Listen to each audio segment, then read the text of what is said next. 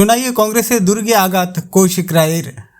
এজিপির প্রার্থীর প্রচারে একাধিক সভায় নিশানায় কংগ্রেস প্রার্থী আমিনুল। 100% জয় নিশ্চিত বলে দাবি মন্ত্রীর। সোনাই বিধানসভা কেন্দ্রে কংগ্রেসের দীর্ঘদিনের শক্ত গাঁঠিতে সরাসরি রাজনৈতিক চ্যালেঞ্জ ছুড়ে দিলেন আসাম সরকারের মন্ত্রী কৌশিক রায়। শনিবার আয়োজিত একাধিক বিজয় সংকল্প সমাবেশে অংশ নিয়ে তিনি বিভিন্ন এলাকায় জোরদার প্রচার চালান এবং দলীয় কর্মী সমর্থকদের উজ্জীবিত করেন। নির্ধারিত সূচি অনুযায়ী দুপুর 12টায় কাপ্তানপুর জিপি এলাকা থেকে শুরু হয় তার জনসংযোগ অভিযান। এরপর বেলা 1টায় সোনাই শহরের 3 নম্বর ওয়ার্ড, বিকাল 2টায় নগদীরগ্রাম চাঁদপুর জিপির বেড়াবাগ, বিকেল 3টায় দক্ষিণ শহীদপুর, বিকেল 4টায় কচুদরম এবং সন্ধ্যায় দিদারকুশ জিপি এলাকাতেও ধারাবাহিকভাবে সভা ও প্রচার কর্মসূচি চালান তিনি। প্রতিটি সভাতেই ব্যাপক জনসমাগম লক্ষ্য করা যায়। পৃথক সমাবেশে বক্তব্য রাখতে গিয়ে কৌশিক রায় বিরোধী দল কংগ্রেস ও তাদের প্রার্থী আমিনুল হকের বিরুদ্ধে তীব্র আক্রমণ শানান। তিনি অভিযোগ করেন, কংগ্রেস প্রার্থী আবারও নির্বাচনে প্রতিদ্বন্দ্বিতা করছেন সোনাইয়ের মানুষকে লুটোপুটে খাওয়ার উদ্দেশ্যে। তিনি আরও বলেন, আমিনুল হক প্রথমে বিজেপির শরিক দল এজিপি থেকে দুবার প্রতিদ্বন্দ্বিতা করেও জয়ী হতে পারেনি। পরে 2016 সালে বিজেপি তাকে দলীয় টিকিট দিলে তিনি জয়লাভ করেন। 2021 সালেও তাকে প্রার্থী করা হলেও তিনি পরাজিত হন। এরপর দল তাকে যথেষ্ট সম্মান দিয়েছে বলে দাবি করেন মন্ত্রী, কিন্তু ব্যক্তিস্বার্থ ও রাজনৈতিক লোভ সামলাতে না পেরে তিনি দল ত্যাগ করে কংগ্রেসে যোগ দিয়েছেন বলেও অভিযোগ তোলেন কৌশিক রায়। সবাই বক্তব্য রাখতে গিয়ে উন্নয়নের প্রসঙ্গ তুলে ধরে তিনি বলেন, হিমন্ত বিশ্ব শর্মার নেতৃত্বে আসামে গত কয়েক বছরে ব্যাপক উন্নয়নমূলক কাজ হয়েছে। তিনি বিস্তারিতভাবে উল্লেখ করেন, অরুণোদয় 3.0 প্রকল্পের মাধ্যমে হাজার হাজার দরিদ্র পরিবারের ব্যাংক অ্যাকাউন্টে সরাসরি আর্থিক সহায়তা পৌঁছে দেওয়া হচ্ছে। মুখ্যমন্ত্রী মহিলা উদ্যোক্তা আচনি প্রকল্পের মাধ্যমে গ্রামীণ নারীদের স্বনির্ভর করে তোলা হচ্ছে। পাশাপাশি পিএম কিষাণ যোজনার মাধ্যমে কৃষকদের নিয়মিত আর্থিক সহায়তা প্রদান করা হচ্ছে। তিনি আরও বলেন, নরেন্দ্র মোদীর নেতৃত্বাধীন কেন্দ্রীয় সরকারের বিভিন্ন জনকল্যাণমূলক প্রকল্প আজ সাধারণ মানুষের জীবনে বাস্তব পরিবর্তন এনেছে। প্রধানমন্ত্রী আবাস যোজনার মাধ্যমে গৃহহীনদের পাকা বাড়ি, বিনামূল্যে রেশন কার্ডের মাধ্যমে খাদ্য নিরাপত্তা, আয়ুষ্মান ভারত প্রকল্পের মাধ্যমে দরিদ্র মানুষের জন্য বিনামূল্যে স্বাস্থ্যসেবা এবং কৃষকদের জন্য একাধিক সহায়ক প্রকল্প বাস্তবায়নের ফলে গ্রামীণ অর্থনীতি শক্তিশালী হয়েছে। তিনি দাবি করেন, এইসব উন্নয়নমূলক পদক্ষেপের ফলে সাধারণ মানুষের জীবনযাত্রার মান উল্লেখযোগ্যভাবে উন্নত হয়েছে এবং সোনাইয়ের মানুষও এই উন্নয়নের ধারাকে অব্যাহত রাখতে চান। এদিন নগদীরগ্রাম জিপির বেড়াবাকে অনুষ্ঠিত সভা শেষে সাংবাদিকদের সাথে ঐকান্তিক সাক্ষাৎকারে কংগ্রেসের শক্তঘাঁটি হিসেবে পরিচিত সোনাইয়ে এজিপি প্রার্থীর গ্রহণযোগ্যতা নিয়ে প্রশ্ন করা হলে কৌশিক রায় বলেন, একসময় এটি কংগ্রেসের শক্তঘাঁটি ছিল, কিন্তু এখন আর সেই পরিস্থিতি নেই। সোনাইয়ের কংগ্রেসিরা আমিনুল হকের মতো নেতাকে এখন আর চান না। কংগ্রেসিরাই চাইছেন করিমউদ্দিন বড়ভুইয়া যাতে নির্বাচিত হোক। এর কারণ হিসাবে বলেন, আমিনুল ব্যক্তিস্বার্থে রাজনীতি করে গেছেন, তাই সোনাইয়ের মানুষ তা মেনে নিতে পারছেন না। তার দাবি, কংগ্রেসের কর্মী সমর্থকদের মধ্যেও এখন অসন্তোষ তৈরি হয়েছে এবং অনেকেই আমিনুল হকের নেতৃত্বে আস্থা রাখতে পারছেন না, বরং তারা পরিবর্তন চান এবং এনডিএ প্রার্থী করিমউদ্দিন বড়ভুইয়াকে জয়ী দেখতে আগ্রহী। তিনি আরও বলেন, আমিনুল হক ব্যক্তি স্বার্থের রাজনীতি করছেন, যার ফলে সোনাইয়ের সাধারণ মানুষ এখন তাকে প্রত্যাখ্যান করার মানসিকতা তৈরি করেছেন। সর্বশেষে কৌশিক রায় দৃঢ়ভাবে দাবি করেন, বর্তমান রাজনৈতিক পরিস্থিতিতে মিত্রজোট প্রার্থী করিমউদ্দিন বড়ভুইয়ার জয় 100% নিশ্চিত। এই জন্য আসামের মানুষ বলেন যে সর্বকালের সর্বশ্রেষ্ঠ মুখ্যমন্ত্রী ডক্টর হিমন্ত বিশ্ব শর্মা। উনি 5 বছরে কাজ করিয়ে দেখিয়েছেন। উনি 5 বছরে দেখিয়ে দিয়েছেন যে আসামকে কিভাবে উন্নত করতে হবে। যেদিন মুখ্যমন্ত্রী হিসাবে দায়িত্ব নিয়েছিলেন, আপনাদের মনে আছে, 10 মে 2021 সালে উনি বলেছিলেন আসামকে ভারতবর্ষের শ্রেষ্ঠ 5 রাজ্যে নিয়ে যাব। আর এই শ্রেষ্ঠ 5 রাজ্যে নিয়ে যাওয়ার জন্য দিন রাত এক করে আসামের 3.5 কোটি মানুষের উন্নয়নে কাজ করেছে।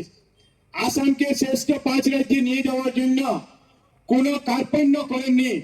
কিভাবে দিল্লি থেকে কিভাবে আসামে সমস্ত আসাম দিল্লি করতে উনি আসামের উন্নয়নের জন্য চেষ্টা করেছেন। এই জন্যই ভারতবর্ষের প্রধানমন্ত্রী শ্রী নরেন্দ্র মোদীজি প্রতি মাসে আসামে এসে কোটি কোটি টাকার কাজের শিলান্যাস করছে। আপনাদের জানা আছে যে আমাদের শিলচর থেকে গুয়াহাটি যাওয়া একটি বিশাল কষ্টের কাজ ছিল একটা সময়।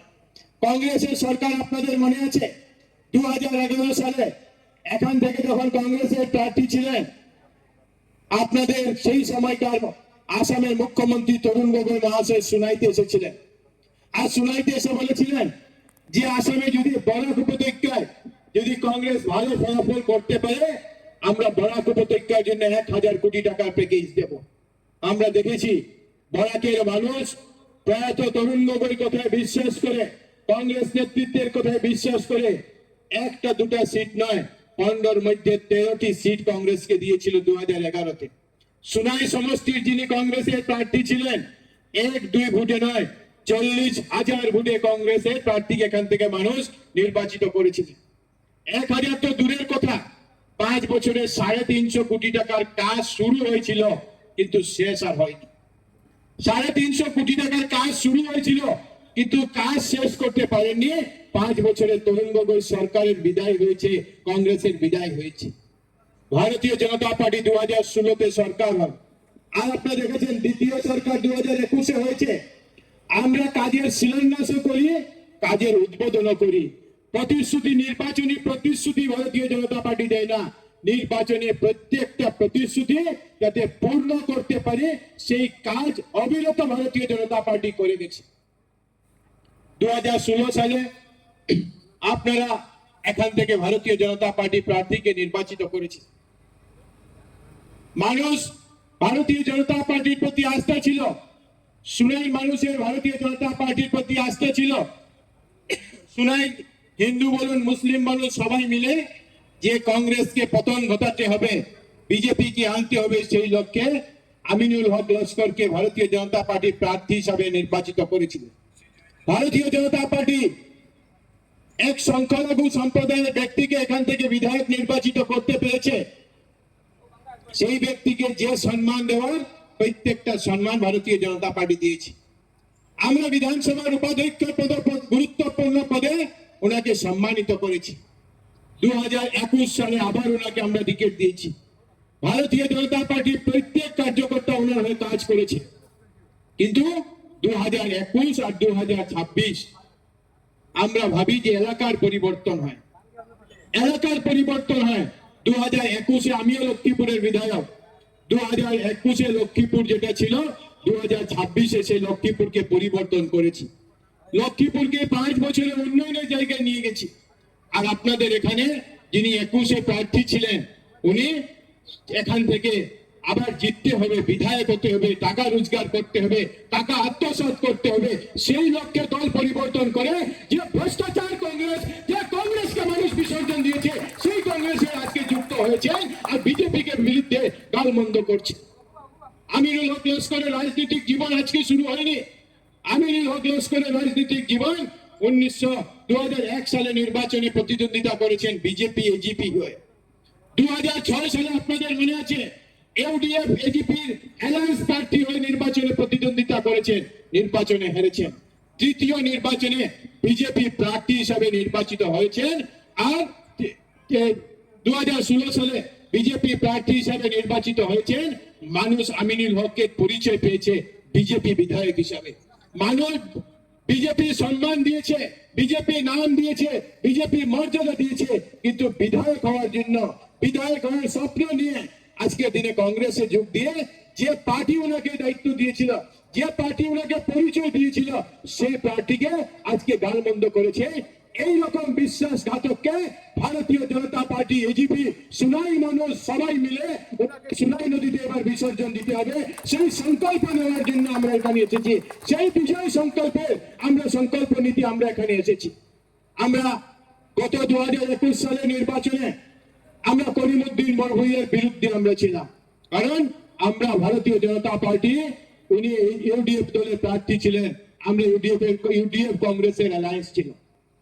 গত নির্বাচনে ইউডিএফ কংগ্রেসের অ্যালায়েন্স ছিল, আর ইউডিএফ কংগ্রেসের অ্যালায়েন্সের বিরুদ্ধে ভারতীয় জনতা পার্টি লড়াই করেছে। কিন্তু করিমউদ্দিন বড়ভূঁইয়া ওনার অনুভূতি এসেছে যে সুনাইয়ের মানুষকে যদি উন্নয়ন করতে হয়, সুনাইকে যদি এগিয়ে নিতে হয়, তো বিরোধী দলে থেকে উন্নয়ন করতে আমরা পাবো না। এই সুনাইকে যদি উন্নয়ন করতে হয়, ভারতীয় জনতা পার্টির নেতৃত্বে ডক্টর হিমন্ত বিশ্ব শর্মার নেতৃত্বে আমাকে যেতে হবে। আর এনডিএতে গেলে আমি সুনাইয়ের উন্নয়ন করতে পারবো। আর এই চিন্তা করে এই মাথার মধ্যে সুনাইয়ের উন্নয়নের কথা চিন্তা করে আজকের দিনে আসাম গণ পরিষদে যুক্ত হয়েছে ডক্টর হিমন্ত বিশ্ব শর্মার নেতৃত্বে এসেছেন, যাতে 2026 আবার ডক্টর হিমন্ত বিশ্ব শর্মার সরকার হবে, সেই সরকারে সুনাইকে আমরা প্রতিনিধি হিসাবে সেই সরকারে প্রতিনিধিত্ব করতে পারি আমরা, আর সুনাইয়ের উন্নয়ন যাতে আমরা আগামী 5 বছর করতে পারি। আজকে দিনে আপনাদের সবাইকে অনুরোধ করতে এসেছি যে এই নির্বাচন সুনাইয়ের জন্য একটা গুরুত্বপূর্ণ নির্বাচন। এখানে বলেছেন